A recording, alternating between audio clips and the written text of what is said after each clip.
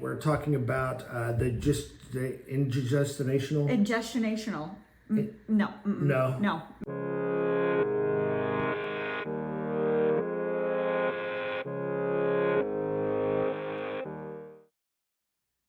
Hey, Riley's here. My name is Sam. This is. And I'm Autumn. And we are headed down a weird, crazy path that we would love to share with you. In fact, we're talking about the ingestational. Ingestational. No. No. No. No. Hi, friends. So we're Sam and Autumn, and it's in the gestational carrier. Yes. So what the heck is a gestational carrier? So yeah, maybe you need to tell them because I did a great job. So gestational carrier, also known as, or more commonly known as, a surrogate. So we have applied to be, for me, I mean, you don't have all the parts. For me to be a surrogate. So, but it's actually called a gestational carrier because it is not my egg. So neither of us are going to be DNA related, but a gestational carrier is a person who grows and delivers a baby for someone else. Woo, woo. So we're excited to kind of go down that path. We started this journey. We didn't really realize it, but we started this journey about 10 years ago when we were really kind of discussing about, do we want to add a third child to our family? And we kind of said, maybe not.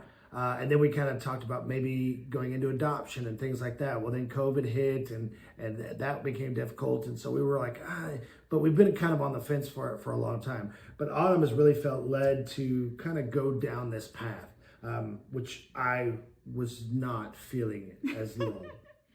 So I definitely have felt called to something for a really long time and have brought the conversation up with Sam, like, do we want to add to our family? Is this a call for us to adopt or to do something in the world, right? We're really passionate about doing good things and about generosity and what does that look like in reality? And so every time I'd come to him and be like, do we want a third kid? We both came to the conclusion over and over.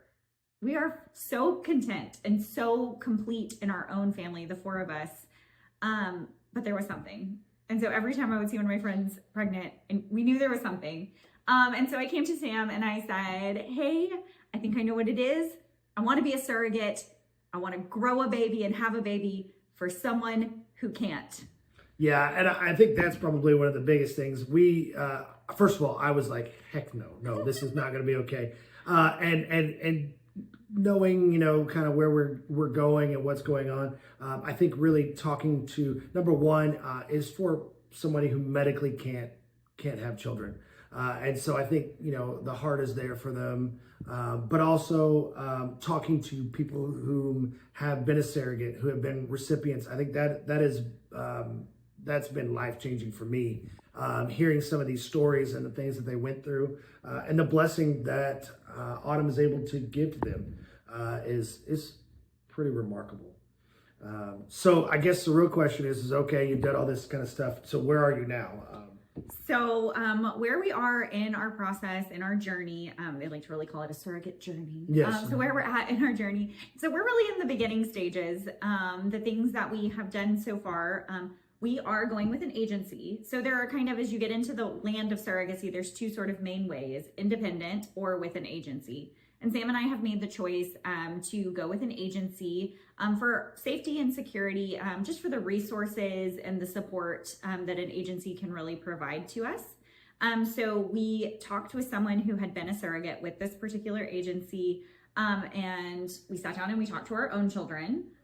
We talked to parents, and then we applied. Yep.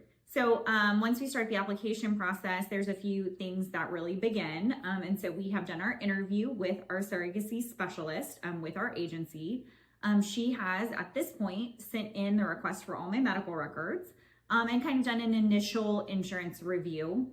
So as we go through this journey, we'll continue to explain more of the process to you, get more into the nitty gritty. Right now, we're just really giving an overview. Yeah. And so Next up, we will do a psych eval, the two of us. At first, I thought it was just me, but turns out we both have to not be crazy. Yeah. That's going to be a little interesting. Yeah. So forward to it. So we'll do our psych eval once I get my medical records have been pulled and the agency reviews those. Then we'll do psych eval, we'll get scheduled. And then the next step is to do a home visit. And so that's kind of all in the first round.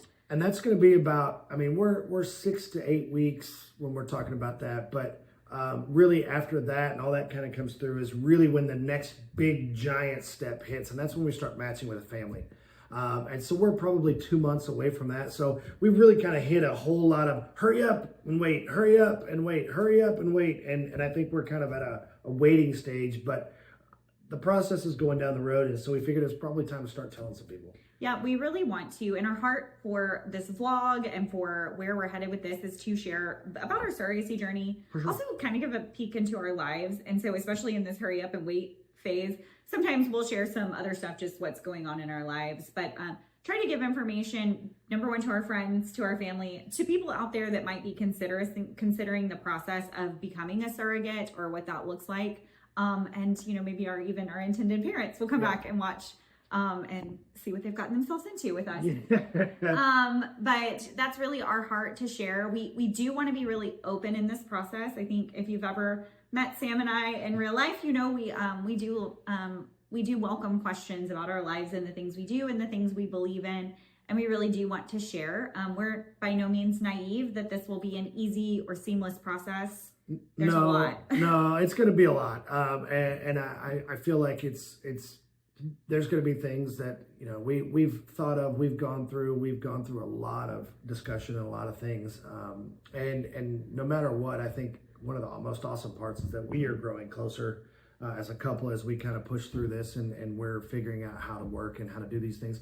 But I think it's also important that, you know, we want to have memories of this. We want to be able to do this. We want to show our boys this, and we want them to show their friends later on and their wives later on and all of those situations. And so this is one of the easiest ways to do it and to keep people informed, because once people hear this, they go, number one, they say, are you nuts? Are you freaking bonkers to do this? But number two, but just as we go along the process and kind of watch what unfolds and how it goes.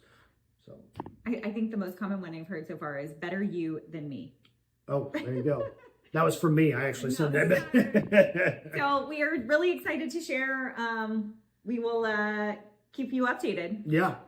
So until next time, friends. There you go. Thank you guys. Bye.